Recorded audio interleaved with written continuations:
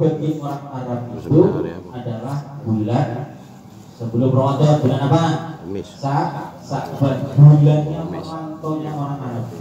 Ya, jadi begitu masuk bulan Sa'ban mereka merantau mencari bekal air dan berbagai macam makanan untuk bekal di bulan Ramadan. Begitu masuk bulan Ramadan pulang ke rumahnya masing-masing dengan membawa bekal untuk yaitu persediaan di puasa bulan Ramadan. Mereka fokus puasa di bulan Ramadan dalam keadaan sudah punya bekal.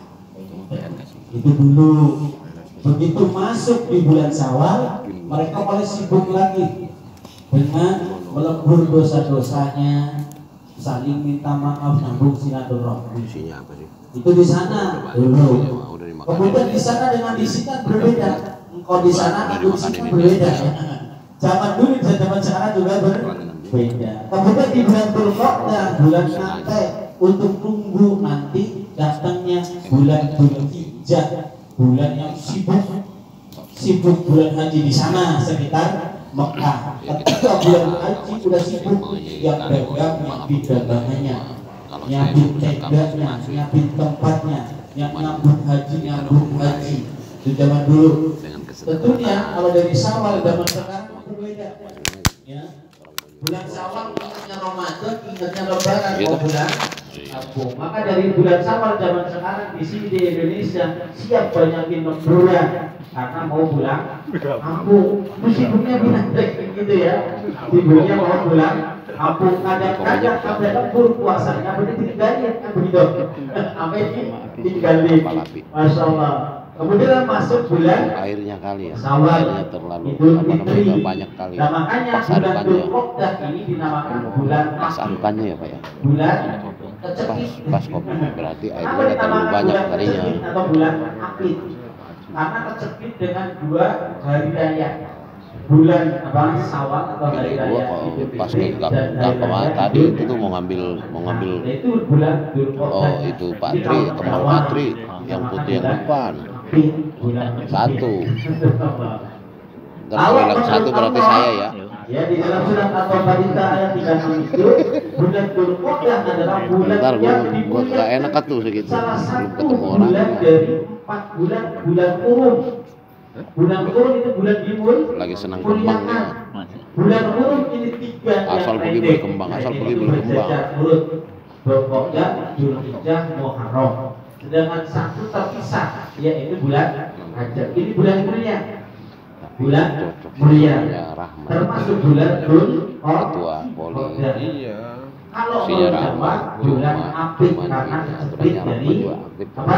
Idul Fitri dan Idul dan juga dinamakan anak perkara bulan Jawa itu maksud masyarakat Jawa. Bulan Apit biasanya karena menghindari nikahin anaknya tuh.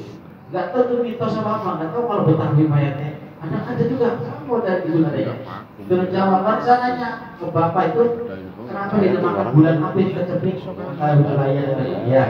Terus kenapa kepada gak nikahin anaknya di bulan Dzulqa'dah? Mana katanya meyakini bahwa Dzulqa'dah itu bulan sial. Ketika nikahin anaknya itu bapak saya belum dijawab. Belum bisa jawab. Padahal bapak saya umur 80 tahun. Berarti orang dulu ya. Jadi sebenarnya dari mana nih akarnya gitu. Padahal bulan Dzulqa'dah, bulan Qurum, bulan yang dimuliakan. Ketika dia berbuat umat Nabi, berbuat ibadah atau fadilahnya satu dilipat gandakan. Dan resikonya pula ketika berbuat maksiat di bulan Qurum, salah satu bulan Qurum, Dzulqa'dah, Dzulhijjah, Muharram, bulan Rajab, dosanya juga dilipat gandakan. Makanya wajahnya di bulan Qurum termasuk bulan Dzulqa'dah ini banyak ibadah maksiat yang ada di rem, gitu, yang ada di rem. Makanya di sini kita belajar supaya ngerti dan paham apa yang perlu kita lakukan, caranya bagaimana. Tentunya harus belajar. Bapaknya sahabat mati. Kemudian bulan Dzulqa'dah yang tadinya artinya duduk nyantai, ini dibaca gitu ya. Nah, kalau membahas dua kata Dzulqa'dah itu bisa 1 jam Pak, terkait dengan mabunya, sorobnya, tablik, kenapa kok ada disusun dengan buta ilah, kalau nggak disusun dengan buta ilah punya maka bukan aktor mursal lagi, bisa jadi isim isya, bisa jadi isim mausulah dan sebagainya. Fakih kalau makhluk itu katanya punya, ya nanti mungkin santri-santri aja ya gitu ya. Coba ya sama nanti. Kemudian keistimewaan sebelum saya buka kitab ini ya. Makanya kemudian ada sejarah istimewa di dalam bulan Dzulqa'dah. Bulan Dzulqa'dah itu diabadikan di dalam Al-Quran. Surat Al-A'raf 142 kalau salah itu yang berbunyi wa wa'adna salasa lailatan, bahasa ilah ini. Wa wa'adna maksudnya saya berjanji. Wa wa'adna Musa salasa lailatan. Saya berjanji, amin. Saya siapa? Allah. Saya berjanji kepada Musa 3 hari 3 malam. Artinya di bulan Dzulqa'dah ini Allah menemui Nabi Musa. Turun Allah ke Bukit Tur Sina. Berarti bulan ini bulan istimewa. Sebab ditambah lagi menyempurnakannya 10 hari di bulan Dzulhijjah. Jadi 1 bulan Dzulhijjah full 30 hari ditambah 10 hari dari tanggal 1 bulan Dzulhijjah sampai 10 40 hari 40 malam Allah menemui Nabi Musa di Bukit Tur. Maka sempurnalah kitabnya Nabi Musa. Kita bawa kita bawa Nabi Musa. Lebih banyak sabar mati. Kitab Taurat makanya full langsung diturunkan selesai 40 hari kepada Nabi Musa. Tapi kitab Al-Quran kepada Nabi Muhammad SAW itu berapa tahun? 22 tahun sekian. Berarti diberikan ditotalkan 23 tahun. Itu. Makanya kitab Taurat itu adalah yang dimasukkan di dalam Al-Quran. Maka di Al-Quran itulah gabungan dari semua kitab, yaitu 104 kitab digabungkan di dalam Al-Quran. Berapa? 104 kitab dari zaman Nabi Adam sampai zaman Nabi Muhammad. Apa ini Ustaz? Saya tahunya kalau di pelajarannya katanya 4 kitab. 104 kitab yang wajib diketahui. Padahal 100. Bapak yang saya hormati, ini sekilas-sekilas saja ya. Iya. Siap Pak Ustaz. Banyak sekali istimewa ya, dan juga sejarah kita di bulan Dzulqa'dah. Termasuk Nabi Muhammad SAW di dalam riwayat Imam Bukhari bahwa Nabi umroh di bulan Dzulqa'dah itu sampai 4 kali umroh. Berarti ada keistimewaan di dalam bulan Dzulqa'dah. Ya.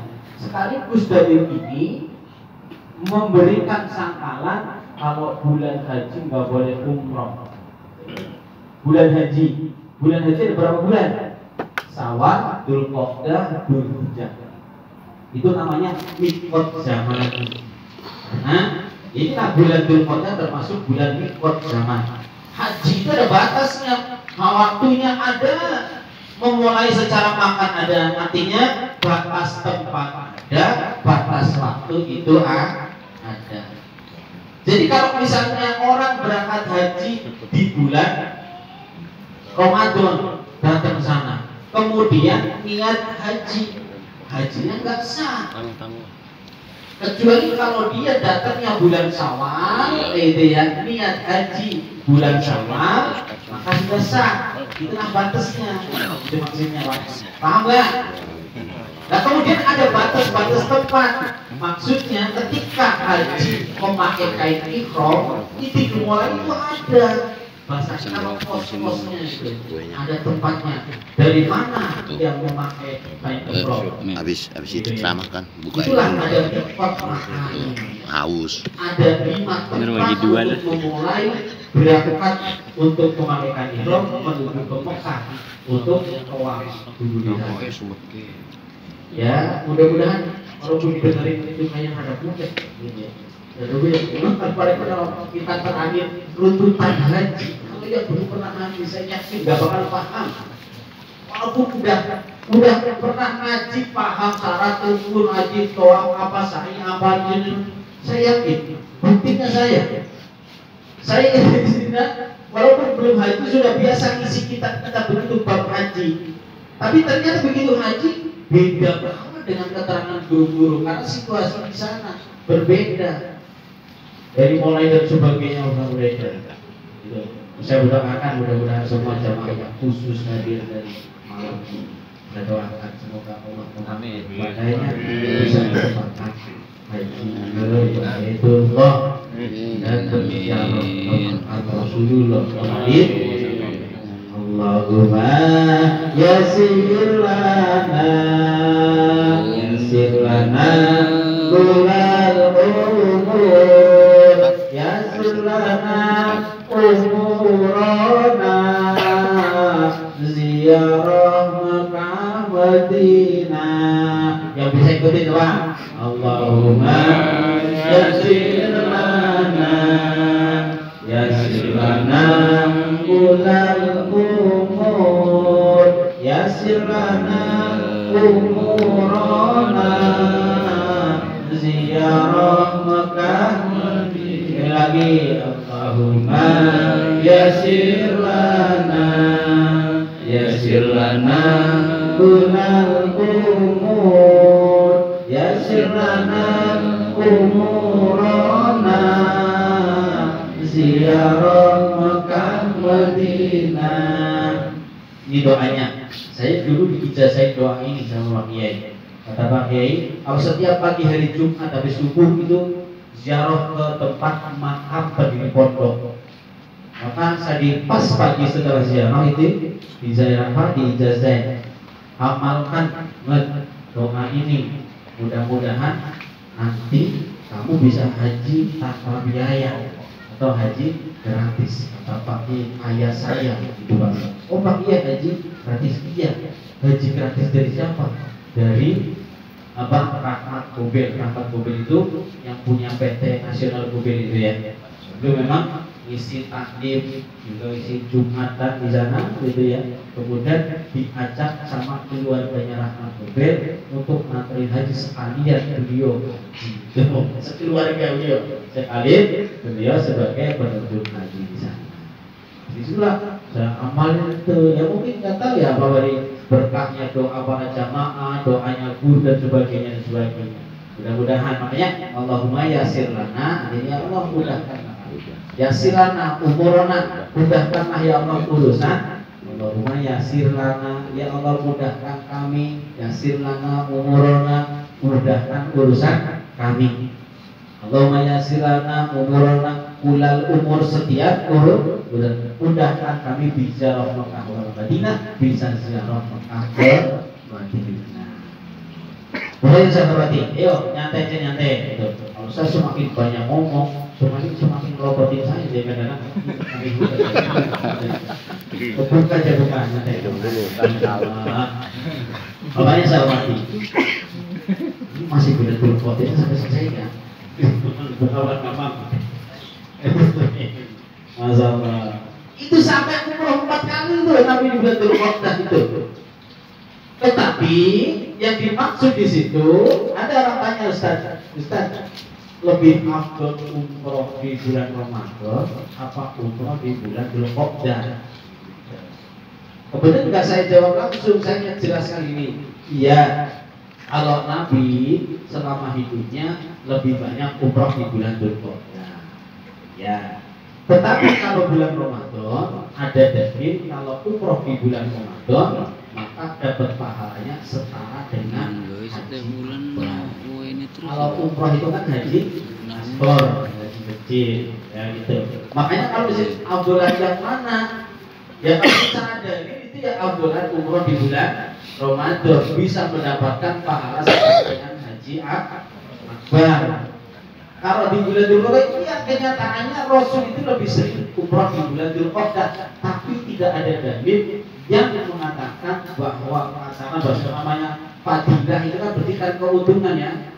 Itu enggak ada sepadan dengan haji akbar di bulan Dzulhijjah ada di bulan Ramadan. Gitu.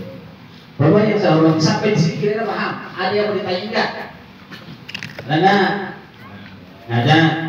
Cius. Mas Jul tanya enggak Mas Jul. Nah, di sini bapak-bapak yang saya hormati, kita ingat kita itu hidup di dunia adalah mazra'atul akhirat. Ingat, kesempatan kita hidup di dunia memang adalah kesempatan kita untuk menanam modal, menanam pahala sebanyak-banyaknya. Ingat tuh.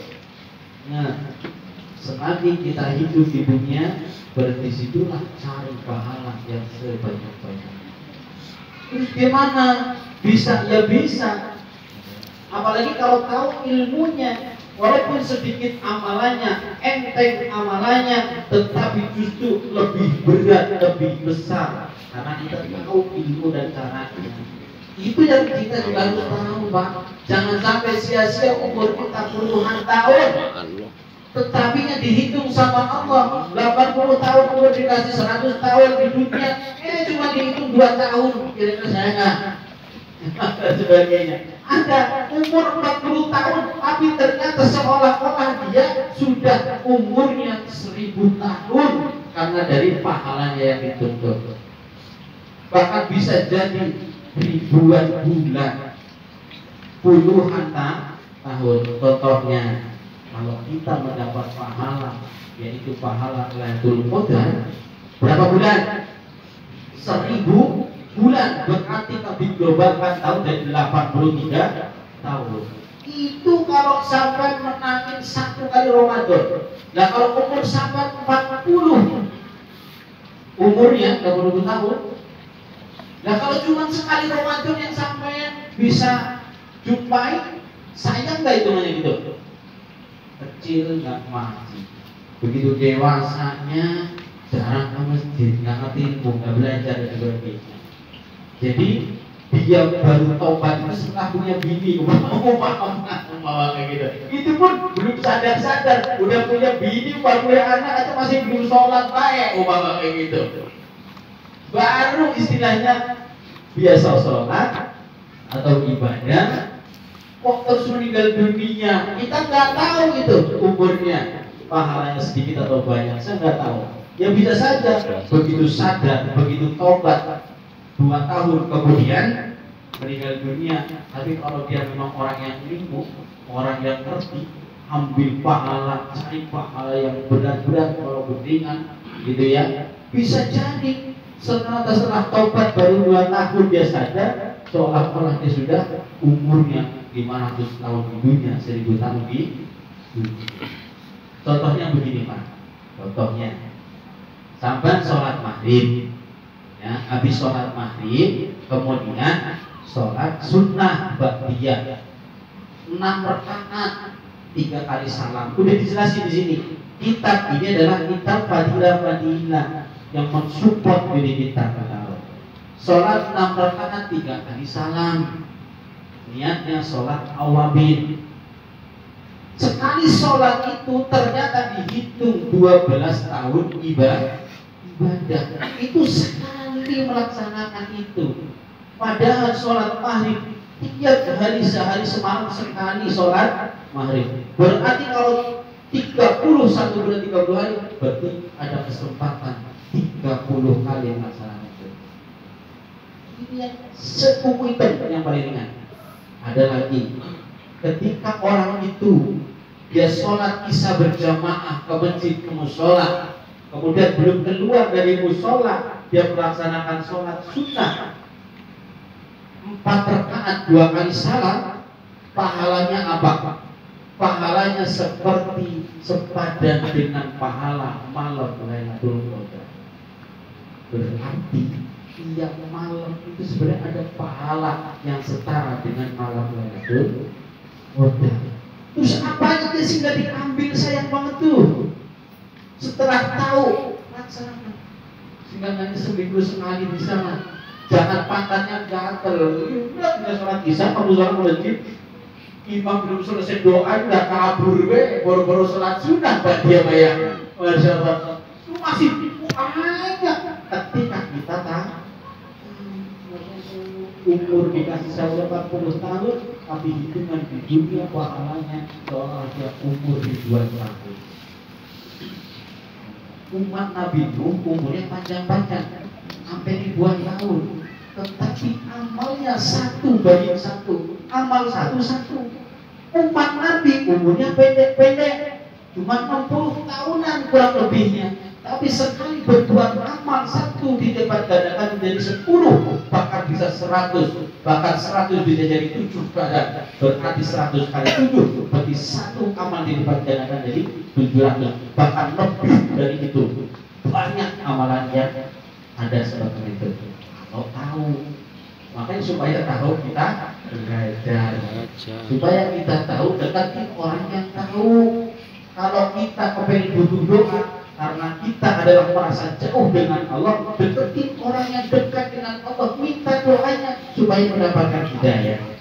Ini Pak, sebajingan-bajingan kayak apa, sebarang-barangnya kayak apa, kalau orang itu mau hadir di tempat pikiran-pikiran seperti ini, masalah saya yakin orang itu akan dapat hidayah karena setiap datang ada tetesan-tetesan.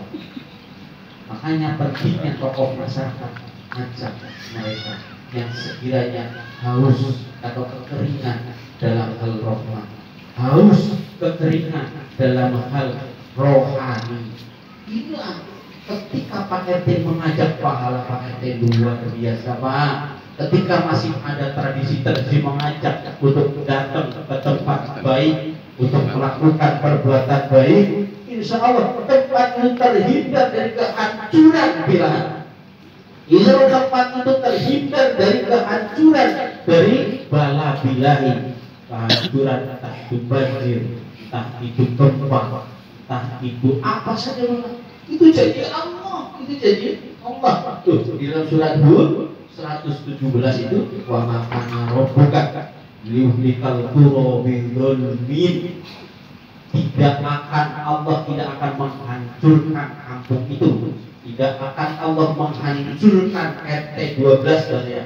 Allah tidak akan membunyikan menghancurkan blok C dengan apa? Angin beliungnya, dengan apa? Dengan gempa buminya. Selagi apa? Wa ahluha muslimun. Selagi di blok C masih ada orang yang baik dan mengajak kebaikan, itu jadi Allah. Tidak mungkin meleset dari Allah kalau di blok C itu ada kebaikan dan juga saling mengajak.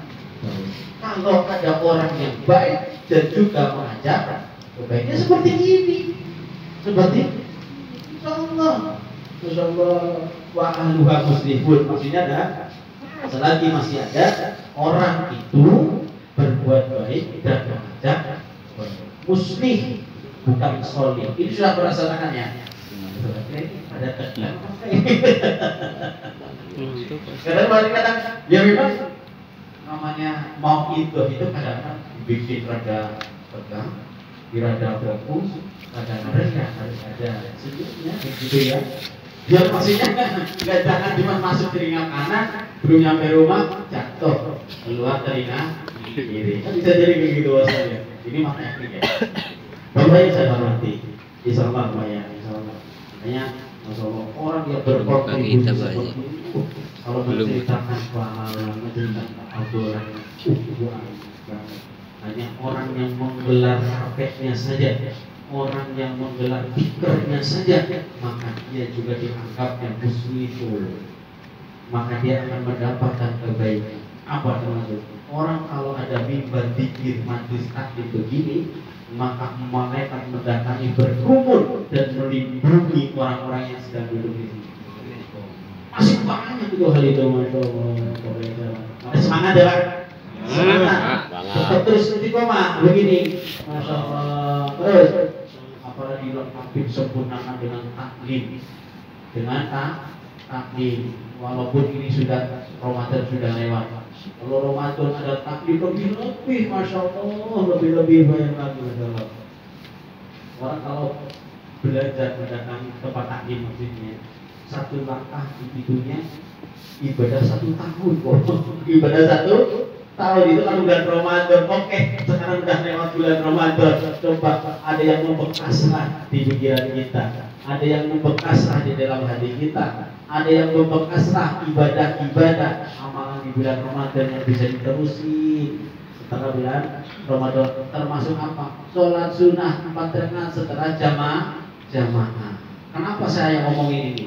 Karena ketika jamaah, begitu, jamaah, oh ya mau dapat yang cepat berbanding dengan Lailatul Qadar. Berarti jamaah dulu dong datang ke musola. Ya, berarti kalau mau tidak sholat sunnah dapat Fatihah ini datang ke musola kan? Berarti musolanya biar penuh jamaahnya itu sebagai ya. Masya Allah, Bapak yang saya hormati. Sampai di sini ada yang perlu dikonsultasikan. Seperti kalau udah ngomong tadi saya mulai jam 8 lebih 5, sekarang jam 9 kurang 4. Aku kita ngomong ini berkoordinasi isinya belum ya. Besok libur lanjut. Waalaikumsalam warahmatullahi wabarakatuh. Tapi kan di patokan sholat sunnah Masih 3 ing. Setelah Isya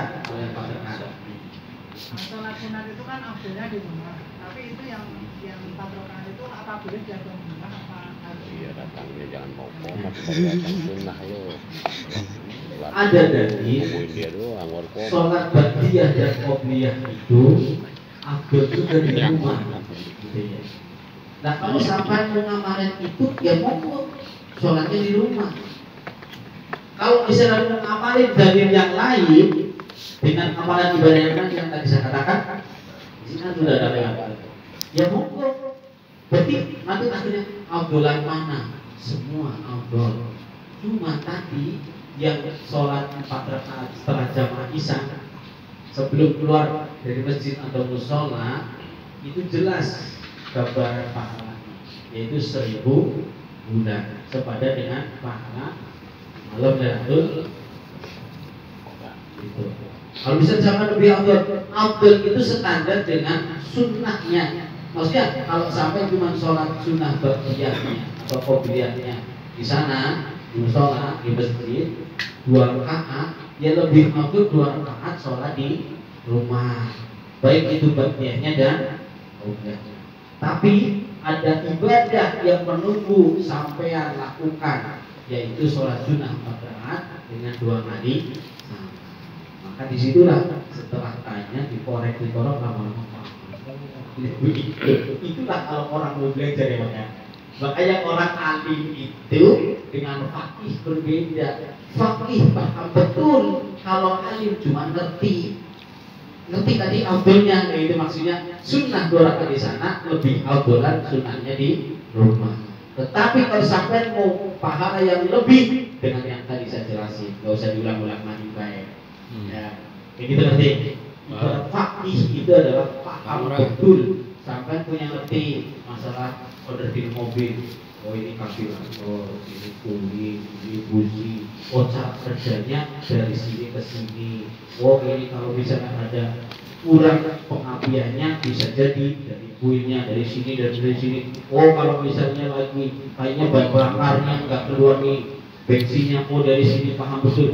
Begitu dibongkar sampai bisa bongkar, begitu dipasang sampai juga bisa masak. Bukan hanya bisa bongkar doang, nggak bisa masak. Kalau bisa bongkar dan bisa masak dan sempurna sesuai dengan susunan dari kuil tadi atau rangkaian elektronik tadi, berarti dikatakan sudah paham betul, bukan hanya sekedar ngerti. Kira-kira begitu kali Pak ya. Yang dimaksud afdol, ya silakan. Terus gimana kalau di pantat taat di rumah? Ya udah sudah tidak memenuhi syarat karena syaratnya belum keluar dari tempat. Oh itu, masih taklid, berarti belum ngerti, belum lihat dalilnya. Mau lihat dalilnya? Ini kita bisa sudah dilihatin, masa harus fotokopi sekali gitu. Saya itu berbagai macam cara Pak, berbagai macam cara. Saya isi di buku ngaji taklim blog ini buku. Setiap saya isi kitabnya saya fotokopi. Amplop belum terima sudah modal duluan.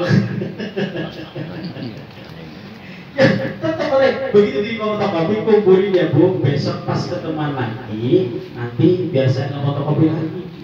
Begitu besok membahas kitab itu lagi, kopi ini mana Bu Ustaz? Perasaan saya dikasih lemari di situ, nggak ada ya.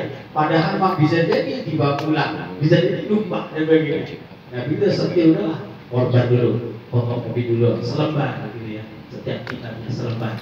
Yang isi di sana apa? Kudu ijazah ibu-ibu ke rumah tangga gitu ya. Sama apa apa di sini mau difotokopi ini. Nah, difotokopi itu nanti pulang gitu. Gak apa-apa sih. Cuman saya juga RT yang mau makanya setiap saya ngisi majelis taklim, kitabnya itu DKM suruh beti. Kenapa? Ya paling kita biar kecil-kecilan biar gak terlalu tekor DKM gitu ya. Kalau isinya kita misalnya apa yang tebel-tebel ya disolihin, harganya berapa itu saja? 50.000. Nah kalau DKM beli 10 aja 50.000 berapa? 1 juta gitu. Kalau jamaahnya sampai 50, beli 50 ya repot juga. Nah yang nekat itu di Masjid Al-Ikhlas. Saya baca kitab Al-Adkar sekarang hari ini sudah 35.000. Pada waktu itu saya turun Al-Adkar masih 25.000 saja. Beli itu sama berapa itu? Ada 25 kitab betul. Karena apa? Tujuan saya kenapa begitu? Karena kitab Al-Adkar adalah kitab doa-doa yang mereka jamaah itu harus tahu dan harus seperti apa doanya.